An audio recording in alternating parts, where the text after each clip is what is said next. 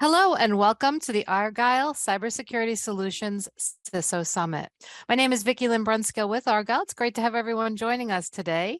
I have some important information to share with you, and then we will turn the floor over to our esteemed opening keynote speaker.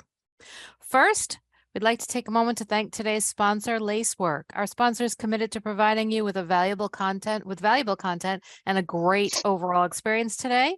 And any time during today's event, you can visit their virtual booth from the main agenda page, and that includes complimentary materials, information, and meet and greet opportunities.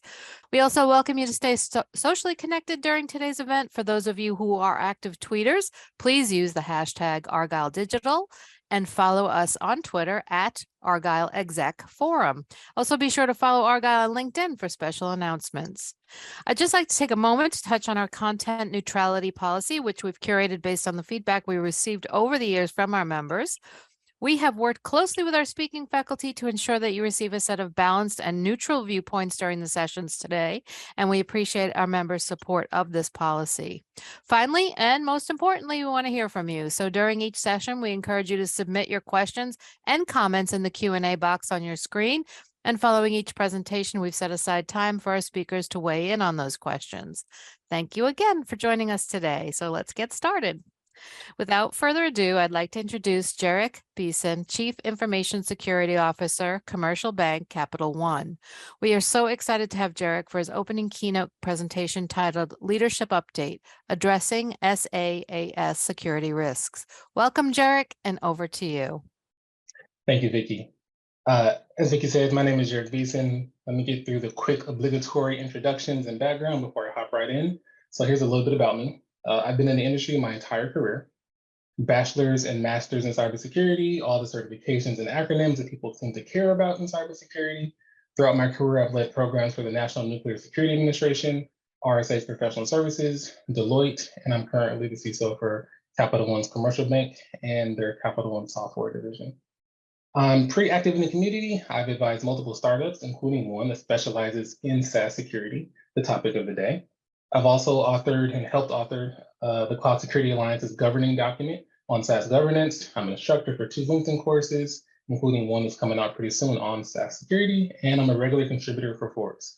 That was a mouthful, but I just wanted to let you know a little bit about me so you understand why I was, I guess, selected for this wonderful opportunity. So the title that I've really looked at making this conversation really hit home is going to be addressing the SaaS risk, but more specifically, the forgotten part of the cloud shared responsibility model. Now, the reason why we came up with this name is because when we have conversations about cloud security, almost every time people think about infrastructure as a service. And I think it's time that we start talking about SaaS. Hopefully after today, you'll feel the same. We're virtual, so please submit your questions. I will try to answer them throughout. There will also be a Q&A at the end, but I like an interactive session. In person, I wouldn't ask you to yell a question at me, but this is a lot different in virtual. So let's try to make this interactive and hopefully everybody leaves a little bit smarter. So when it comes to catching criminals, they say you should follow the money. Well, I posit when it comes to cybersecurity, you follow the data. Now, this graphic is meant in jest, of course, but the reality is our data is no longer in data centers. And it's not always in AWS, Azure, or GCP either. In this case, it's the Apple Cloud. But there are thousands of other SaaS companies. And the numbers show that there are over 25,000 SaaS companies. That's a lot of potential landing spots for your data. And that's why we need to have this conversation now. So when we look at pure spend on SaaS, it's long surpassed spend on IaaS or any other type of cloud spending. Yet security and IT teams are spending the majority of their time, resources, and attention mostly on IaaS. And that spend directly translates into workload execution. SaaS apps are not only gaining in popularity, at this point, we're seeing SaaS as the preferred landing spot for all workloads. Now, I've been a believer in cloud security for a long time, back when people thought cloud was less secure and less reliable than traditional IT. But I honestly didn't think about focusing on SaaS until it was time for me to make some decisions on security tooling. And I kept finding myself leaning towards the SaaS options over everything else. I wanted the SaaS version for my SIM, the SaaS version for my vulnerability scanner. I wanted the SaaS version for my enterprise detection technology. I consistently wanted to use SaaS, and it hit me. I bet marketing, HR, sales, and pretty much every other business function is coming to that same conclusion. SaaS is easier to deploy, less cumbersome to maintain, and it's the unequivocal future of IT. We can't keep giving it the backseat when we're talking about cloud security. And the danger of not caring about SaaS security, it's real. Per the Cloud Security Alliance, some data that was released late last year, 43% of the organizations that have dealt with a major security breach had one originating from a SaaS application. It's actually even more worrisome because that same survey said that SaaS misconfigurations are responsible for up to 63% of all security incidents. And it's clear why. With hundreds or maybe even thousands of configurations across various apps, there are clear gaps of visibility into the SaaS landscapes of most organizations. Even the organizations that have visibility into changes into the SaaS security settings, and not most organizations don't. But even for those organizations, they don't get to see all the individual things that different users are doing within those SaaS apps, whether it be sharing data, making data available, or connecting it to another SaaS app. And just the overall nature of SaaS deployments across organizations lead to way too many departments having access to SaaS security settings. SaaS is usually driven by the business, not by IT. Doesn't mean that IT doesn't bring in SaaS, but the majority of SaaS is driven by the business. So let's talk shared responsibility model. If you have any exposure to cloud, any exposure to cloud security, we've all seen that Azure, AWS, GCP, they all put out their specific shared responsibility model. And for the most part, the industry has rallied around it and understands it and is incorporating it when they're thinking about their cloud security. They know what they own and they know what the cloud provider owns and they know what's in between. But when we look at the SaaS responsibilities, it's just a really small amount of responsibility. And I think that's why SaaS doesn't always get the attention that it deserves. Now, this is not a talk about managing your supply chain. And this is not a talk about sending off questionnaires to all your SaaS vendors, though I still believe it's necessary. It's a necessary evil. It is what it is. But I'm talking about taking greater ownership of the blue that you're seeing here, our users, our configuration settings, and most importantly, our data. That is what's in the blue. And the cloud security tooling that we have today, it really doesn't do much for the blue. So let's take a look at the most prominent tooling in cloud security. Now, no vendors are going to be named, but there are 10 to 15 types of security tooling. I would say there's 10. There's 10 altogether. There's a few more than what we have here. Now, some, if not all of these, should be familiar to you. Many of them came on the scene recently, and others have been mainstays. But the question is, which ones actually help with securing SaaS environment? That's it. There's more security tooling out there, but these are the top 10 in cloud security. And these are the two that really move the needle when it comes to SaaS security. Now, there's really only one that is pure play SaaS. Identity as a service with products such as Azure AD, Okta, Ping, Duo, and there are others. They're actually SaaS services themselves. And they support identity in a traditional IaaS, PaaS, and SaaS environment. Only SaaS security posture management tooling is solely dedicated to help when it comes to the unique risks and threats presented by a SaaS application. So I got a few questions coming in and I want to go straight into it. It says the biggest risk in SaaS is the people. How do we improve training for that environment? The reality is we need to incorporate SaaS training into all of our other annual security trainings. But the biggest thing you want to do is protect people from themselves. Don't let them get to the SaaS apps that you don't want them to get to, number one. And then the SaaS security posture management comes in for the SaaS apps that you do want them to get to. And what you do want them to get to, we call those sanctioned SaaS apps. And what you don't want them to get to, you call them unsanctioned. Back in the day, we would block stuff at a firewall.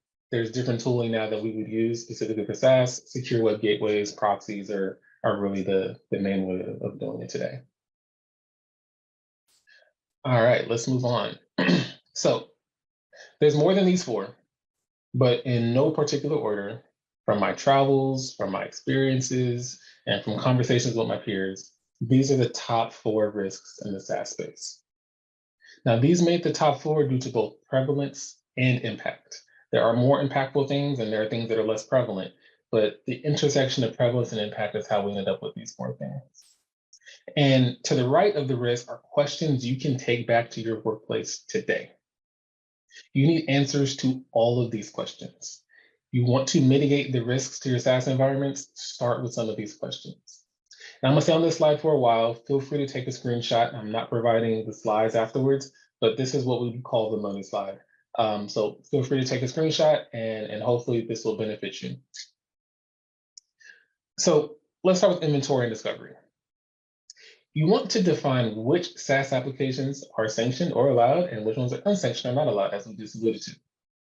Just about every security framework that I can think of has asset management as one of, if not the most important control. The old saying goes, you can't protect what you don't know about. And I would actually go a little bit further and say, you can't prioritize what you don't have context for. You know, a really good question just came in, and I'm going to tie it back to inventory. Someone asked the question around, what is the biggest mistake that companies make when assessing the security of a software service vendor? The biggest mistake that they make is assessing and trying to find out, is this company going to get breached? And trying to find the company that is least likely to be breached. There's something called zero trust. It's a popular term out there. And the whole concept of zero trust is assume breach. So I posit if you have to assume breach for yourself and you think you're doing pretty good, you should probably assume breach for your vendor. Your questions should not be about, can they prevent a breach? And more so, how resilient are they from a breach? And what is my exposure if they are breached? And what do I need to do on my end to make sure that their bad day doesn't become my bad day? So that was a great question. So I want to answer that as we came in. Like I said, I appreciate the interactiveness. And so let's hop right back into it. When you look at your inventory, your SaaS apps need to be inside of your CMDB. Now that CMDB could be a spreadsheet, it could be a ServiceNow, it could be a number of other tooling, but these apps are assets just like your desktops, your servers, or your traditional applications. They are part of your attack surface. You need to know what apps are in use. The type of data on those applications are important because the sensitivity of that data will introduce regulatory requirements, will introduce other expectations from a legal perspective, and that is on you to make sure that you're doing your part. Now, there's another question that came in around regulatory compliance in regard to SaaS security. The type of data that is going to be in those SaaS apps determines the expectations you should have of that SaaS vendor just as much as it determines your governance controls. If you have a specific requirement for X, Y, and Z regulation, that SaaS vendor needs to be meeting those requirements as well, because you are going to have to pull those controls in, but then you also have to do your part for the data. You cannot offload that risk. It's not the way it works. So that's another great question. And understanding the data, understanding the regulatory landscape, understanding the legal expectations, understanding any other requirement on that data should drive the decisions you make when it comes to how you're going to protect that app.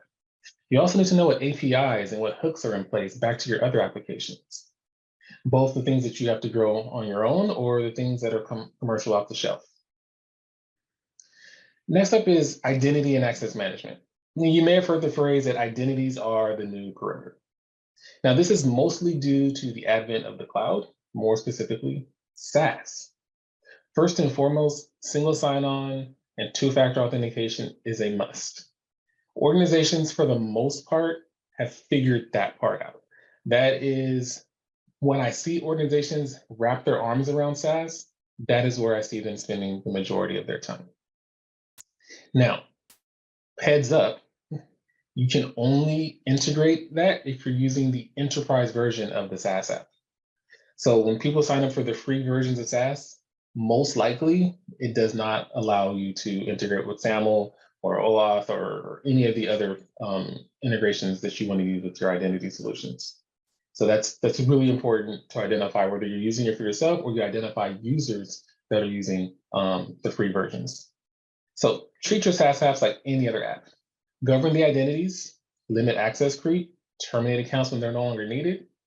And, recent studies have shown that hundreds of stale accounts or unused accounts sit in many organizations' SaaS apps. These accounts are doors into your data, especially for the apps that are authenticated locally. And once again, if you have it integrated with SAML, MFA, SSO, any of that, the application is authenticated locally. And let's talk about applications that are authenticated locally. A lot of the time, that means they're not on your radar. A lot of the times, that means they're not in your inventory. That means when that person leaves your organization, because people will leave for voluntary or involuntary reasons, they still have access to that SaaS application. That has led to a lot of data breaches that are almost never discovered. Lastly, there's OAuth. I spoke a little bit earlier about integrations with other apps, and it's not just APIs. Users have the ability in many ways to create integrations between two SaaS apps on their own. Think, for example, how your ticketing system is connected to email, or how when you log into something, it says, do you want to log in with Facebook? Do you want to log in with Google, whatever it may be? That is OAuth at work, and your users are taking that option. That means a compromise on your user, on your ticketing system, could result in their access being leveraged to get to your email or to another system that is integrated, or whatever permission that user has. There's a lot that can be said about OAuth, but in short, take inventory of your OAuth and actively manage what integrations you do and do not allow. Now, incidents are part of the territory for any cybersecurity program.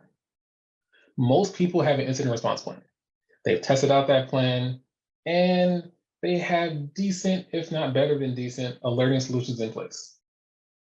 The best teams have well-trained ninjas with people that know Windows, Linux, AWS, Azure like the back of their hand. That's actually a lot harder to find, but there are teams like that.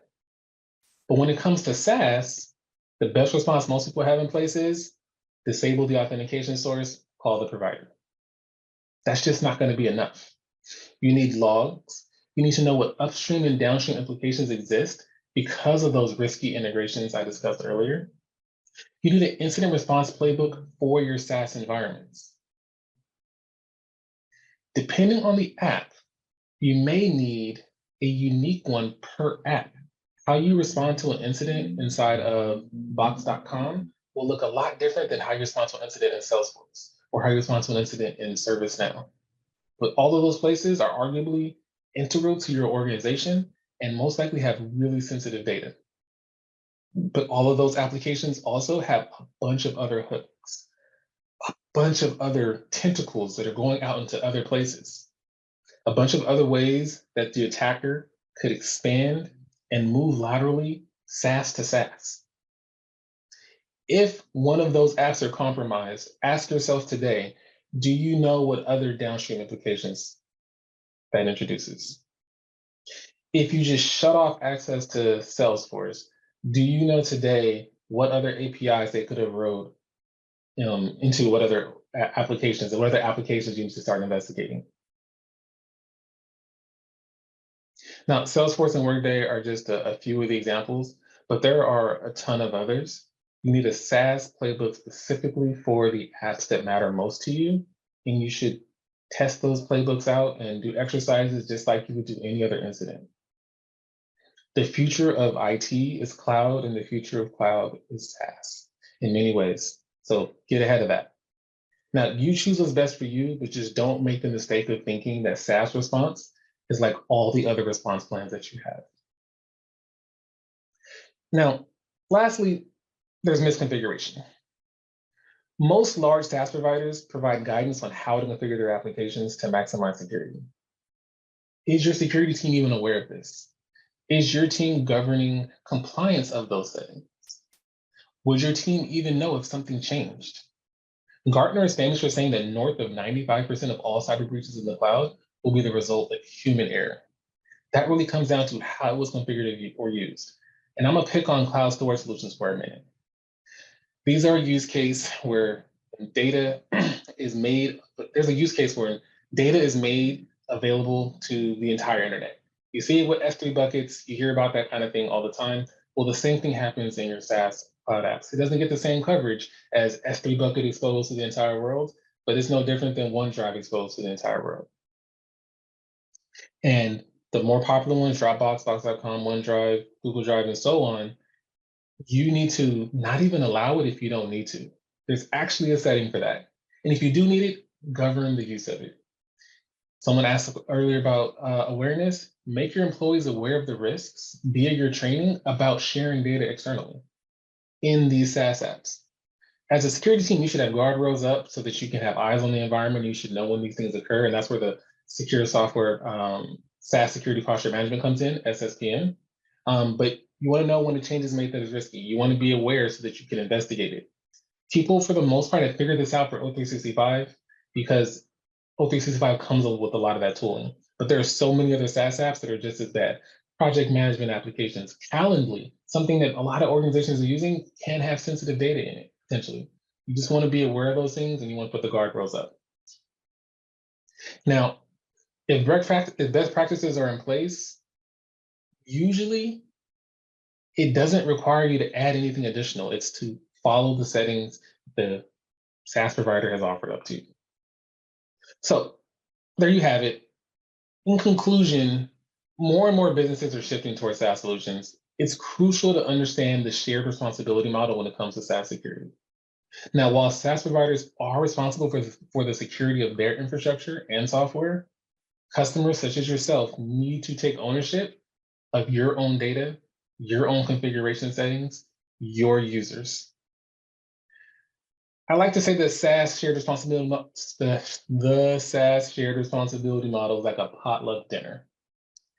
Just as each guest brings a different dish to contribute to the meal, both the SaaS provider and the customer have their own responsibilities when it comes to SaaS security. Each party must bring their own dish to the table and work together to create a complete and secure meal. Don't forget your dish. I'm going to open it up for questions. I see some more came in. And so let me just hop right on in. So for continuous monitoring of SaaS security, how much of this falls to the provider? For continuous monitoring of the infrastructure, for continuous monitoring of the underlying software, for continuous monitoring of the network, that falls on the SaaS provider. For continuous monitoring of your configuration settings, your data, your users, that falls on you. What are the best practices to identify cloud misconfigurations and ways to fix them? So if you asked me this 5 years ago, I would say get admin accounts and scroll through all the settings to make sure that those settings are in place. And in some cases, you're still gonna have to do that, especially if you don't have tooling. If you have a SaaS security posture management tool, it will do that for you. You onboard the SaaS into that tooling, and it will say these are the top 15 settings that have some impact on security, and it'll tell you whether those settings are in place or not in place. You can set alerts to let you know when those settings change. It could also let you know if those settings aren't even an option because you're using a version of the software that doesn't allow for it. Someone said, how do you recommend that we communicate our concerns with management when a SaaS fails to provide the essential security that we know our organization requires? Yeah, that's a risk conversation. So at the end of the day, everything is on risk and there's a spectrum of risk. Is the risk regulatory? Is the risk simply not compliance with your own policies? Is the risk something else? Whatever it may be, you articulate that risk. Now, that being said, there are mitigations that you should have in place, whether people align with your expectations or not. So if SaaS vendor, for example, does not agree to share their vulnerability information with you, there are security rating services. They're not 100%, but it's more visibility than nothing, right? So your bid sites and your secure scorecards of the world. So I would first try to find mitigations before I go straight to management, because once again, most of the third-party conversations that we're having with our vendors to decide if we want to do business with them is, are you secure? Are you doing all the right things? Your organization has policies and you're doing all the right things ideally, but you still know that you are subjected to a breach and that vendor is as well. Now you want to decrease the likelihood of that. And so you can say, everybody's subject to a breach. This vendor is probably has a higher likelihood because they're not doing these things. That is going to potentially create some risk. Is that a risk that you want to accept? Right? Something along those lines. Do you see ZTNA replacing the current security model, i.e. firewalls? That is an entire keynote in itself. I'd say ZTNA will replace parts of the security model.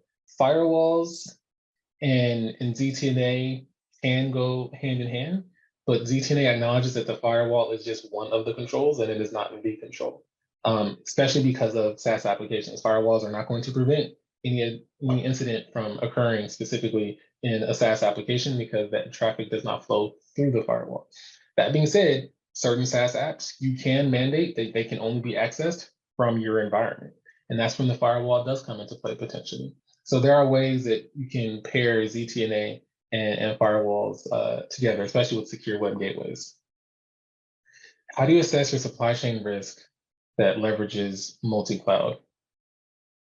Separate conversation again, mainly because multi-cloud, when we talk about it, is typically talking about multiple IaaS providers, AWS, GCP, and Azure. IBM is in the conversation as well. So I'm not going to spend too much time on that question because your supply chain is all over the place. You have multiple second, third, and fourth party risks when you look at that. Let's see, another question for continuous monitoring of SaaS security. How much of the, we already answered that question. Data retention is also a top SaaS security risk, 100%. So there are a number of things that we didn't talk about here, but data retention and cloud lock, right, is also really important. So what we mean by that is the SaaS provider keeping your data as long as you need to keep your data, whether it be for compliance reasons and so forth? I didn't get into any of the legal aspects of it because I was really more so focusing on your part of the shared responsibility model in this conversation. But there is an entire conversation around evaluation of the SaaS provider and do they even have the infrastructure in place for you to do business. I would also add that availability is also a risk, resiliency, and so forth, right? So if you're depending upon these SaaS applications to do business, you need them to be there when you need them to be there.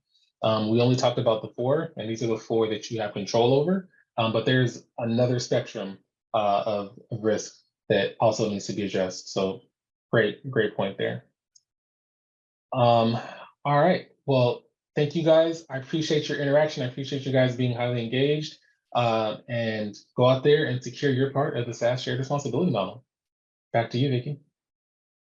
Thank you, Jarek. Thank you for that awesome keynote. So much good information. I'm sure you're going to get some questions on it. I want to also thank everyone for joining us today for this session. This session, along with all of today's content, is available or will be available on demand following the event.